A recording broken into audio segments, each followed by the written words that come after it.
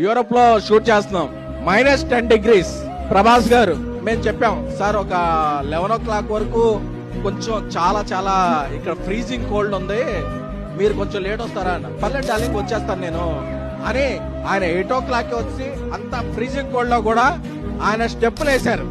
Darling మీరు పర్లేదు కదా, లేట్ డార్లింగ్, నా ఫ్యాన్స్ చాలా మిస్ అవుతున్నారు నన్ను ఈ మధ్య. ఈ పండగకి వాళ్ళకి పండగ చేసుకోవాలి డార్లింగ్, వాళ్ళకి ఏం కావాలంటే అది ఇచ్చేయాలి. మార్నింగ్ రమ్మన్నా వస్తా, మిడ్-నైట్ అయినా ఉంటా, వాళ్ళకి ఏం కావాలో అది నేను చెయ్యాలి అంతే అని చెప్పారు. దట్ ఈజ్ ప్రభాస్ గారు.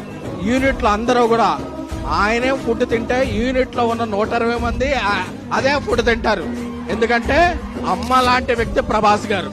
ఆయనకి తారతమ్యాలు తెలియవు, వేషజాలు తెలియవు, తానేంటో కింద ఉన్న వ్యక్తి కూడా అదే అని నమ్మే ఏకైక వ్యక్తి ద రెబల్ స్టార్ ప్రభాస్ గారు.